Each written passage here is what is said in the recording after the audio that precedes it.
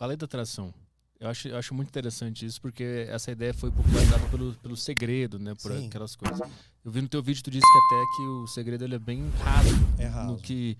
Mas não é verdade a lei da atração? Né? Sim, é verdade, funciona, né? Se você vibrar na mesma ressonância, né, de coisas positivas, você atrai coisas positivas e vice-versa, né? Coisas negativas, você atrai coisas negativas.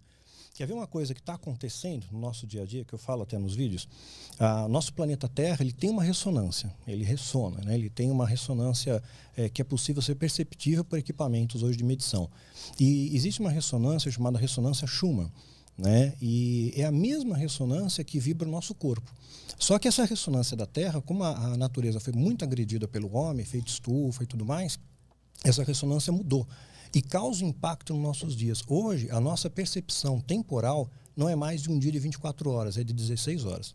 Quer dizer, o dia continua tendo 24, mas a minha percepção de tempo é relativa a 16. Eu tive o privilégio de conversar com uma física quântica a respeito disso, então foi uma oportunidade muito grande, né? A doutora Fátima se tornou uma grande amiga minha e ela é uma física muito conceituada, né, da palestra pelo mundo inteiro, Dubai, Estados Unidos, agora está em Ponta del Este, e eu tive o privilégio de trocar muita ideia com ela, né? Saber, será que o que eu aprendi está certo? Porque muita coisa eu aprendo meio autodidata, né? Não teve alguém que me ensinou assim. Eu gosto de ler, gosto de aprender. E testei, estou certo. E realmente isso ela validou. A nossa percepção temporal hoje é 16 horas. O dia passa rápido, né? Tu lembra como é que era que ele explicou isso? Como é que se avalia que o dia está passando mais rápido? É uma percepção que as pessoas têm, né? Todo mundo diz hoje, o dia acabou, o dia está muito mais rápido. Eu fechei os olhos e já acabou o dia, né? Eu estou trabalhando, vou ver, está escurecendo. Então, a nossa percepção temporal, né? A nossa ressonância mudou, porque essa ressonância Schumann também mudou. Então, ela causa um impacto nas ondas cerebrais e faz com que a gente tenha uma distorção de tempo temporal. Então, não quer dizer empiricamente todas as pessoas, mas a grande maioria está tendo uma percepção de tempo hoje diferente. Mas a origem disso é onde? O ser humano começou a vibrar coisa ruim e aí a Terra só está voltando para nós? Onde Na verdade, a Terra isso? ela vibra numa ressonância considerada essa ressonância Schumann, que passou a ser medida, alterou a ressonância da Terra porque o homem agrediu a natureza. Né? Então hoje derrubam matas, tem buraco na camada de ozônio, tem aquecimento, né? O aquecimento global é algo concreto, coisa até que eu desdobro no Grande Reset, outro vídeo meu, que estão preparando toda essa plataforma para o Grande Reset, né? O Fórum Econômico Mundial já colocou até um valor para tributar as grandes indústrias, né? De 15% para reverter esse valor para uma renda mínima universal. Parece algo muito bom que está chegando aí, né? O que tem a ver com o aquecimento global isso? Tem a ver com o aquecimento global porque o Grande Reset se pauta, o que fundamenta o Grande Reset é a gente diminuir o impacto ambiental, né? Então esse impacto ambiental tem um desdobramento econômico. Quanto mais eu agrido a natureza, pior ficam as situações do planeta, né? Então a gente vai ter mais enchente, mais tempestade, menos chuva, seca. Então isso impacta na agricultura, consequentemente impacta na economia. Então o Grande Reset tá ligado com essa questão do aquecimento global, porque ele se faz do aquecimento global, né? Estimula que os países começam a produzir menos gases poluentes e aqueles que produzem muito vão ser tributados em 15%. Esses 15% que eles vão ser tributados vai ser redistribuído em renda para a população mundial. Quem não tem renda nenhuma vai ter uma espécie de salário mínimo mundial. Isso não é teoria de conspiração, é algo que está sendo realmente discutido no Fórum Econômico Mundial, foi proposto pelo Klaus e vai ser abarcado novamente ano que vem. Então, o aquecimento global ele é um problema real e esses caras vão usar esse problema real para implementar algo que já não é tão bom. É isso? O Grande Reset aparentemente é bom porque você vai ter um salário global, só que uma vez que você tem um salário, você vai ter um score também disso. Cada ser humano vai ter, que nem a gente tem o score lá do Serasa, né, aqui, vai ter um score. Então, dependendo do seu desempenho na sociedade, né, se você, por exemplo, não aceitar, eles chegaram a uma super vacina. O Bill Gates está trabalhando nisso para poder combater possíveis variantes do corona, né? Então, quer dizer, todo mundo tem medo de uma nova pandemia. A pandemia vai causar impacto econômico. Não queremos mais uma, né? Já sofremos com essa. Então, se começar uma centelha aqui ou acolá, vai vacinar todo mundo. É a maneira de prevenir, né? E vai ser o Estado passa a ter mais poderes sobre o cidadão com esse score. Que quem não aceitar, por exemplo, essa medida, que é uma medida sanitária, né, que visa o bem de todos, essa pessoa vai ter uma redução do seu score. Além de ser dificuldade, vai ter dificuldade para encontrar emprego, para viajar, para frequentar locais públicos, né? Uma série de restrições. Uma vez que exista esse salário global, a gente está na mão deles e aí... Porque eu não entendi a relação do... Como é que eles vão implementar esse score? O que tem a ver com ter esse salário global aí? Então, esse grande reset, o plano é bem elaborado, é mais amplo que isso, eu estou na superfície dele. Na verdade, o que eles querem estabelecer? Vai ter que ter um Estado global para gerenciar tudo isso. Então, esse recurso vai para o Banco Econômico Mundial e alguém, um Estado majoritário, né, uma força globalizada, vai ter que organizar, vai ter que ter alguém para dar as cartas nisso, para coordenar. Isso já é uma plataforma para uma nova ordem mundial, que já tem lá na nota de dólar, novos ordo seclorio, né, em latim, nova ordem mundial. Provavelmente os Estados Unidos, por ser uma grande potência militar e também hoje uma grande potência política, econômica e tudo mais. Então provavelmente vai ser orquestrado ali pelos Estados Unidos, os países demais prestariam contas a isso. Então cada cidadão vai ter o seu score, né, vai ser subdividido, evidentemente no Brasil, digamos, o governo brasileiro vai avaliar isso, né, individualmente, cada um vai estar medindo esse score, mas tudo isso tem que ser reportado para o Banco Mundial, porque é lá que vai sair o valor, lá que sai o dinheiro. Né? E isso faz com que você tenha um controle maior sobre a população, né? Se você não tiver em sintonia com o Estado, com aquilo que o Estado preconiza que você tenha que fazer, você tem uma redução do seu score, você perde dinheiro, você não pode fazer uma série de outras coisas.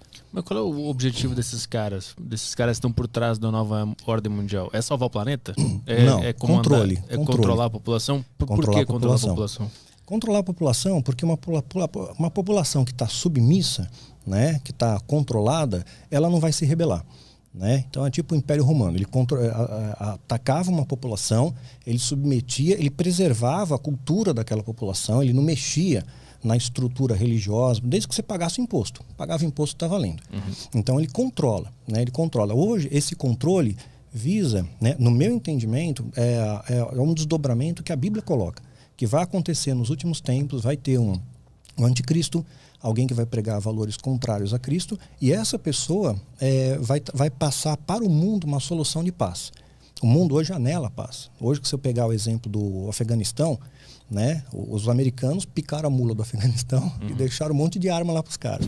Os caras estão armados até os dentes, né? Mas eles não sabem usar, né? Eu tava vendo que eles não sabem como fazer para usar, que é muito tecnológico o negócio. Não, as armas de mão, né? Sim, fuzil, essas coisas assim. E tem helicóptero, viu? Os caras dando um rolê de helicóptero, João. Pendurando gente no helicóptero, tal, enforcando. Então, eles estão pegando o jeito, né? Aí o que acontece? O Talibã toma conta de lá. Tomando conta, né, o Talibã ele é associado, ele tem uma aliança grande com o Hamas e com o Hezbollah, que são inimigos de Israel. Então, quer dizer, a gente vê aí uma iminência de um possível ataque contra Israel também. Né? E Israel, por sua vez, tem aliança com os Estados Unidos, uma aliança militar. Então, se tiver alguma treta lá, os Estados Unidos vai entrar em ação e talvez a parte hoje que Israel tanto quer, né, que é onde está o templo, né, onde seria o local de reconstrução do terceiro templo, seja retomado para Israel. Isso facilitaria a reconstrução do templo. Os hebreus, os israelenses, acreditam que isso vai acontecer. Os judeus estão preparados, tem o Instituto do Templo. Lá eles têm tudo para fazer o templo. Tem as vestes sacerdotais, tem roupa, tem a planta do templo, tem os instrumentos para utilizar, tem o menorá, tem tudo. Então eles acreditam que vai acontecer. Então eu vejo assim, esse sistema global começa a ser favorecido para um governo mundial, para controle da população. Então ele vai ter que controlar e vai ter que eliminar qualquer foco de resistência. Né? Então qualquer pessoa que não se inclinar ao império, né, esse novo império econômico, essa nova ordem mundial, você está fora da sociedade. Você pode matar essas pessoas seletivamente até. Mas é poder pelo poder ou eles vão ganhar algo com esse controle? Eles vão ter mais dinheiro, vão morar em lugares melhores? Objetivamente, sim, eu fico imaginando por que eles querem isso. O controle mundial, todo mundo é aquela coisa. Hitler queria controlar o mundo também, né? Ele tinha essa ideia. Mas, pelo âmbito bíblico, o anticristo vai se manifestar, vai ter um controle global é a sede do poder, é a sede do controle. É poder pelo poder mesmo. Poder pelo poder. Eu tenho a sede do controle, eu tenho poder aqui, eu controlo. Né? Porque essa era a premissa de Lúcifer. Quando Lúcifer saiu lá do céu, foi expulso, ele queria poder. ele queria controle, ele queria ser o chefe. E quando ele vem para a Terra, né, ele faz aliança com homens, ele começa novamente a buscar esse mesmo caminho de poder. Então, tipo, ele construiu na Terra um reino, entre aspas, né, onde ele tem o controle, ele tem o poder e ele domina. Né? Para isso, é claro, né? Hoje você vê o sistema religioso está muito destruído, bastante destruído. Eu creio que isso faz parte do plano global também. É só para escravizar o ser humano e ter aquela sensação de eu comandei isso aqui, eu controlei eu controlo, essa galera. Exatamente. E quem não aceitar, provavelmente eles exterminam. É que eu sempre fiquei pensando, por que o cara quereria isso? Ele quer mais dinheiro para morar numa mansão maior? É que para mim é difícil entender o poder pelo poder, assim. A sensação de querer ter isso, eu não consigo apalpar isso para entender exatamente esse... Mas o ser humano, ele busca isso, ele quer o poder o tempo inteiro. Hoje as pessoas vão na igreja, a maior parte, não a maioria, evidente, graças a Deus, mas uma boa parte vai na igreja hoje porque querem poder, porque querem dinheiro, né? Poder econômico, porque querem beleza, porque querem fama, querem se destacar. Né? Não estão indo por amor a Deus, né? Não é aquela coisa da entrega. Né? Eles querem alguma coisa. Então o ser humano é movido a isso. Né? Na Bíblia tem algo que indicava a nova ordem mundial ou fala sobre Lúcifer e aí tu interpreta o que está acontecendo no mundo? Não, fala sim. Dá muitas evidências de um governo universal, sim. Fala a respeito de uma marca, né? Que as pessoas vão ter no pulso direito ou na testa, que ser uma marca da besta nas pessoas, e hoje já tem tecnologia preparando para essa marca também, né, que é o Luciferase. Então fala do anticristo que vai governar, fala que vai ter um caos, que o amor vai se esfriar, que vai ter um caos na terra e que alguém vai trazer uma ilusão de paz. A Bíblia coloca, quando houver paz e segurança, haverá repentina destruição. Mas existe lá escrito governo global ou nova ordem mundial? Não, nesses termos não. Mas deixa claro que são metáforas, né? Mas que é claro você interpretar aquilo que é um controle globalizado, não é uma coisa localizada, é globalizado. Tu tem que ler a Bíblia e depois olhar para o mundo e interpretar. Você tem que entender o contexto. De cada texto tem o seu contexto. E são 66 livros na Bíblia, você tem que concatenar isso, né? Para montar, digamos, esse pequeno quebra-cabeça. Se eles sabiam do que estava por vir e escreveram tudo isso, se bem que a Bíblia foi escrita em quantos mil anos? Nossa, muito tempo, né? Muito tempo, né? Mas assim, por que isso vai acontecer? Se é uma coisa ruim, por que ela vai acontecer? As pessoas sabiam há milhares de anos, escreveram esse livro. O destino estava traçado já? Que a gente ia viver esse negócio, e a gente teve o azar de pegar essa época? A Bíblia, eu fiz uma série de vídeos, Calendário Secreto 2023, eu desmembro melhor essa história. Mas em poucas palavras é o seguinte, o Apocalipse foi escrito, né, por inspiração divina, por inspiração do Espírito Santo, então é uma coisa que vai acontecer. As profecias bíblicas disseram que a grande maioria se cumpriu. O próprio caso de João Batista, por exemplo, já era profetizado desde o profeta Isaías no Velho Testamento. Então eu vejo assim que essas profecias estão acontecendo e tudo que Jesus disse que ia acontecer está acontecendo. Então quando Jesus coloca em Mateus 24, ele fala que o mundo, o amor ia se esfriar, fala que ia ter, no final dos tempos, ia ter guerra, terremoto, pestilências. Eu vejo tudo isso acontecendo. Embora isso sempre aconteceu, da década de 50 para cá, aumentou exponencialmente. Né? Tem muito mais cataclismos mundiais da década de 50 para cá. E Jesus coloca uma ressalva, né? Coloca a figueira, que é uma alusão a Israel, né? E essa figueira está desde lá de Gênesis, né? Você vê que a Bíblia vai se complementando. Então, quer dizer, Adão, quando se viu peladão, ele tinha assim tudo quanto é planta para se cobrir. Ele pegou uma figueira. Então, ele escolheu a figueira. Aí a figueira mais para frente é uma analogia com Israel. E Jesus ele coloca, quando os ramos estiverem tenros, né, é chegado o verão e eu estou às portas. Então, ele dá uma referência, olha para a figueira. Quando começar a florescer, eu estou chegando, é minha volta, eu estou voltando para vocês. Então, são profecias. Aí, ele diz que não vai passar essa geração sem que isso aconteça. Só que a gente tem que entender o contexto de cada coisa. Se eu pegar assim friamente, aquela geração já foi. Né? Mas quando eu interpreto a figueira como sendo uma relação a Israel, é uma metáfora que vai trazer para os dias de hoje. Uma geração bíblica é composta de 70 anos. Está lá no Salmo 90:10. Aí o que acontece? Israel se torna nação em 14 de maio de 48. Então você vê, eles lutaram muito para ter. Os judeus habitavam a Palestina, foram dominados pelos babilônios, pelos romanos, depois teve a diáspora, se espalharam e de repente Israel, depois da Segunda Guerra, vira nação. 14 de maio de 48. Aí 70 anos vai dar 2018.